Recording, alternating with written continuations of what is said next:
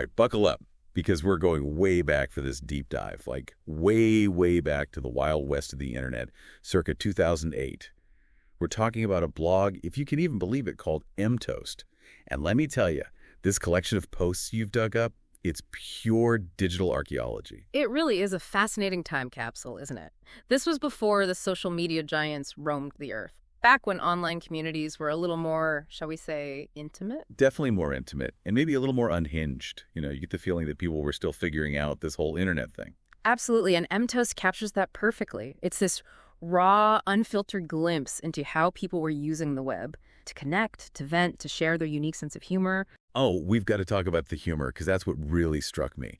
It's like a bizarre blend of absurdism and social commentary, with a healthy dose of 80s pop culture references thrown in for good measure. Right. You've got posts about burnt toast, voodoo dolls, even a scathing open letter to the internet itself. That "fuck you internet" letter, I mean, it's amazing how relevant it still feels today. Like, they were already grappling with this feeling of being overwhelmed by online life. And the humor, it's never mean-spirited, but it's definitely got an edge to it. Like they're winking at you saying, we're all in this together, right? Exactly. And that's what makes it so engaging. Even all these years later, you feel like you're part of some secret club just by getting the joke. And speaking of jokes, we have to talk about the ass-dragging werewolf in the room. Oh, man. The ass-dragging werewolf. Where do we even begin with that? It's this bizarre, recurring character that pops up in the most unexpected places. Just when you think you've got a handle on EMToast's brand of humor, bam, ass-dragging werewolf appears, and you're back to square one. It's like their own personal mascot of weirdness. And it's weirdly endearing, I think it speaks to the power of shared absurdity in building a community online. It's that you had to be there kind of humor that creates such a strong bond. And EMToast, they were masters at creating that you had to be there feeling, like you just wanted to be in on the joke, whatever it might be. It makes you wonder if that kind of community is even possible on today's internet. With algorithms and echo chambers, it's a different landscape now. That's a whole other deep dive waiting to happen, isn't it? It's funny. For all the weirdness, EMToast had this knack for tapping into those universal experiences. Oh, absolutely. Like that post about adventures in voodoo. The way they channel workplace frustrations through a voodoo doll, it's hilarious. So good. Everyone's had a boss or coworker they wanted to stick a pin in. Yeah. But it wasn't all voodoo dolls and werewolves. They also had this thing for, what were they called? Those anybody votes. Polls. Right? Yes. Those were classic EMToast, pitting pop culture icons against each other in completely ridiculous scenarios. Like, who could eat more hot dogs? Alf or Mork from Ork. He was so random, but you couldn't help but get sucked in. It was brilliant, really. A way to drive engagement long before engagement was a thing. And it gave them a chance to sneak in some pretty sharp social commentary, too. Oh, totally, like that Thanksgiving post. The one where they claim the true meaning of the holiday is watching King Kong versus Godzilla. Exactly. On the surface, it's just a funny, nostalgic throwback. But there's this subtle critique of consumerism and the whole holiday machine. And let's not forget about Fuzzles, the chimp actor from Fade Racer. Yeah. They created this whole elaborate backstory for him. Oh man, Fuzzles, what a legend. Turning down roles, feuding with Clint Eastwood's orangutan, even protesting the use of degrading ninjas in Hollywood. They really went all in on that one. And it's funny because underneath the absurdity, there's this clever commentary on animal rights and representation. Right. It's like they're holding up a funhouse mirror to Hollywood and saying, look how ridiculous this is. And they did it all with a wink and a smile, never taking themselves too seriously. But you could tell they were paying attention. They were engaged with the world around them, even if they were using humor to process it. Absolutely, and that's what makes exploring these old internet relics so fascinating. They offer this window into a specific time and place, but they also remind us that some things, like the power of humor and the desire to connect, are timeless. So true, but we'd be remiss if we didn't talk about the flip side of that, right? Yeah. The anxieties that were already starting to bubble up around technology even back then. Oh, absolutely, because while some things remain constant, others, well, let's just say the internet has evolved a bit since EMToast's heyday. Understatement of the year. I mean, they had that whole post about the animatronic Santa Claus going rogue. At the time, it was funny, but also kind of creepy. Right, but now with AI and automation on everyone's minds, it feels almost prophetic. It's like they were tapping into this primal fear of technology turning on us. And it wasn't just killer robots. They also had that post about the uncanny valley. This idea that the closer something gets to looking human, but isn't quite there, It just creeps us out. And that was before we had deep fakes and hyper-realistic CGI everywhere you look. Exactly. It makes you wonder what EMToast would make of the internet today, with all the talk of algorithms and data privacy in the metaverse. It's like we're living in a world that EMToast, in some strange way, predicted. It really does make you wonder. Would they be railing against targeted ads and data mining? Oh, yeah. Or penning satirical odes to the metaverse? Right. It's like, could EMToast even function in a world of algorithms and virality? Or would they get buried under a million TikToks about dancing cats? Oh, man. Don't even get me started on dancing cats. Mm. But, part of me thinks EMToast would find a way to thrive no matter the platform. True. Good satire always finds a way, doesn't it? It's about holding up a mirror to society, and let's just say our reflection's gotten more interesting. That's one way to put it. Yeah. But it's not just about the satire. It's also about the community they build. You can tell they really valued that connection with their readers. Oh, absolutely. And that sense of belonging was so crucial back then. The internet felt smaller, more like a bunch of little neighborhoods. Now it's like one giant, overwhelming megacity. Right. And don't get me wrong, there's still great communities online, but it's different, Harder to find those hidden gems. You said it. It's like the difference between discovering a hole-in-the-wall record store and, well, walking into a giant online marketplace. With algorithms curating your every move, it's enough to make you nostalgic for dial-up sometimes. Maybe just a little. But seriously, exploring these early internet spaces, it reminds us that even with all the changes, some things remain constant. The need to connect, to share, to laugh at the absurdity of it all. Especially when that absurdity involves a butt-dragging werewolf. Ugh. Or a rogue animatronic Santa Claus. Exactly. So, as we wrap up our deep dive into the strange and wonderful world of EMToast, I think the big takeaway is this. The internet's a messy, ever-evolving place, but it's still capable of fostering creativity, connection, and, yes, even a little bit of magic. I think EMToast would like that. A little bit of magic in a world that often feels too complicated. And with that, we'll leave you to ponder the enduring power of burnt toast and 80s nostalgia. Until next time, keep exploring, keep questioning, and keep those deep dives going. Ever stumble down like one of those internet rabbit holes? The ones where you end up somewhere totally unexpected? Oh, absolutely. That's what we're doing today, folks. Diving headfirst into EMToast.com. I'll go up. This website, it's a time capsule from 2008 to 2009. And let me tell you, we've got blog posts. Oh, yeah. We've got news clippings, seriously strange news clippings. Even a few little clues about the people behind it all. So the dawn of social media, it was a fascinating time, really. it was. That rawness of those early blogs. It was like the Wild West out there, no rule book, just pure experimentation. Yeah. And EMToast, they captured that perfectly. Totally. It was a different energy back then. Their first post, right? It's just titled, Fucked Up Toast is Born. Sets the tone, doesn't it? Oh, absolutely. Talk about making a statement right out of the gate. It really makes you think, did they know they were creating something that would last? This digital time capsule. It's hard to say. Back in 2008, the internet was still figuring itself out. YouTube was finding its feet. MySpace was all the rage. Even Facebook was this new thing. Right. But there was this hunger for authenticity. Even if it meant things were a little rough around the edges, and EMToast fit right in. Oh, 100%. Yeah. And they were not afraid to be weird, really weird. I'm talking werewolf movie reviews, which we will get to, I promise, right alongside, posts about teachers behaving badly. Oh, my. It's a lot to unpack. They were finding their voice, you can tell. Each post is like they're testing the water, seeing what sticks. But even in those early days, you see the DNA of what EMToast will become. That fascination with offbeat news, the humor, dark, absurd, and don't forget the zombies. This was peak zombie craze after all. Oh, for sure. We'll dig into the zombies later, but there's this one post that really threw me. A Terminator TV show review? Yeah. Random enough, right? But then they go on this whole tangent about Shirley Manson. Oh, dear. And let's just say it involves transforming from a bathroom fixture. It's as strange as it sounds. Classic EMToast. That blend of pop culture, bizarre news, random observations, you never knew what to expect. And it's like they weren't taking themselves too seriously, Yeah. Which, back then, with traditional media still ruling the roost, that was refreshing. It was a breath of fresh air. Oh, and I almost forgot. The baby Jake picture.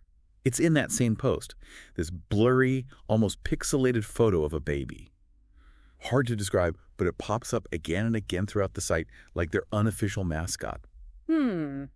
Interesting. And it makes you wonder. And it speaks volumes about their understanding of visual humor even back then. This is pre-Instagram, pre-smartphone cameras, mind you. Right. Like, how do they even... A low-quality image. It's almost like an inside joke, a shared experience between EMToast and their readers. Subtle, but brilliant. It's like they knew they were building a community, even around something as, well, absurd as this. And as we move into late 2008, that's when things start to click. EMToast finds its groove. Exactly. This is where those distinct personalities emerge, or maybe personas is a better word. We meet Toastmaster, Bixby, Tofu. Who are these people? Right. Like, they give us these names, these voices, but it's up to us to figure out who's behind the curtain. What do you make of that choice, using these pseudonyms? Part of it is the mystery, isn't it? The allure of not knowing. But it was also the golden age of anonymous online personas. It allowed people to experiment, to try on different voices, connect with an audience without revealing their true selves. It's like wearing a mask online, letting loose in ways you might not otherwise. Precisely. And boy, did they let loose. We're talking Bixby's adventures in voodoo, workplace revenge, anyone. Still relatable, even today. Oh, tell me about it. And then there's Toastmaster and his dad's, quote, secret language. Yeah. Gibberish, right? Like real words mixed with completely made-up stuff. I love that one. It makes you wonder, are they being serious? Are they messing with us? It's brilliant. That's EMToast in a nutshell. Blurring the lines between reality and fiction, making you question everything. It's that early internet spirit, You could be anyone, do anything, and get away with it. It was a different time, that's for sure. So we've got mystery, we've got humor, we've got a healthy dose of bizarre.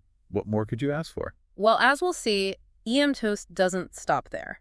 Things get even more, shall we say, intriguing as we move into late 2008 and into 2009. Oh, things get interesting. The site takes a turn. It gets more visual, more personal, and, dare I say, a little unsettled. That's the tad. Yeah. And I'm not talking about your run-of-the-mill internet weirdness here. This is next-level stuff. Oh, yeah.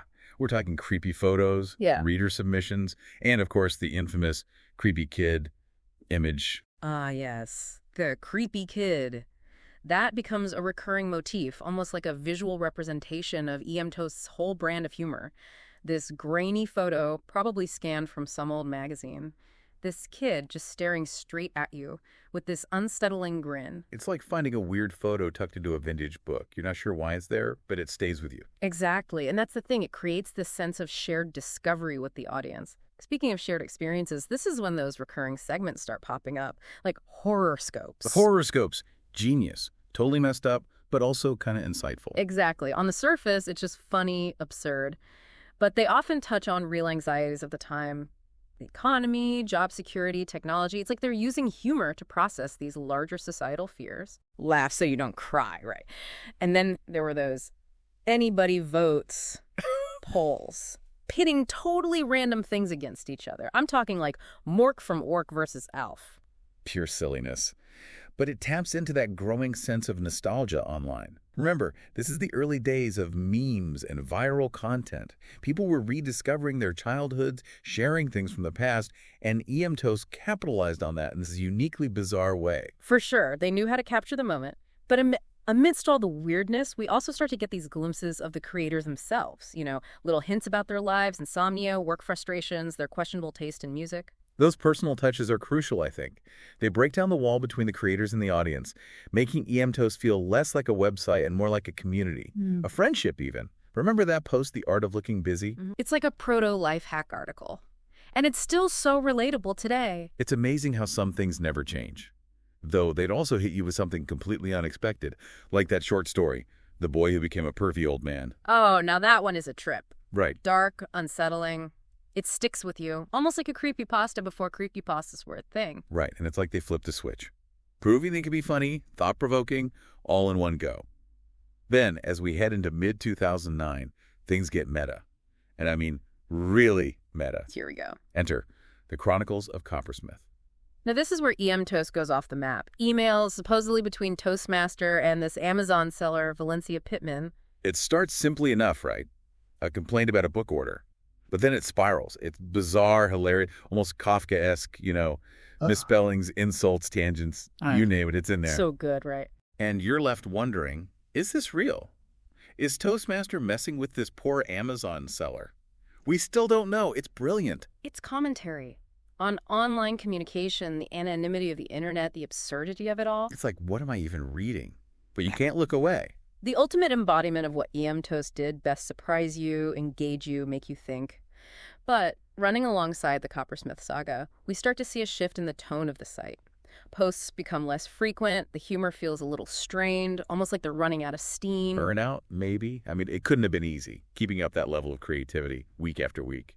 It's a possibility. This was before social media was a well-oiled machine, remember? Yeah. These were just people pouring their hearts, their humor into this website, fueled by passion and probably way too much coffee. So what happens next?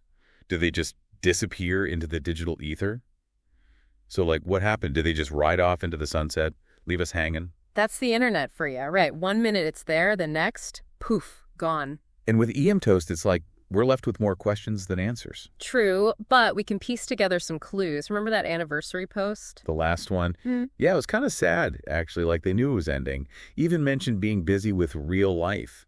Makes you wonder if burnout played a role, you know? I think it's a factor for sure. Think about it. Churning out that level of content week after week, finding that unique EMToast voice, building a whole community, it's exhausting. Right. It takes a lot out of you. And remember, this was before, like, social media managers were a thing, before algorithms and all that. It was just them putting it all out there, fueled by, like, pure creative energy. Exactly. And at some point, you hit a wall, life takes over. It's kind of anticlimactic, though, isn't it? Just life happened. Maybe.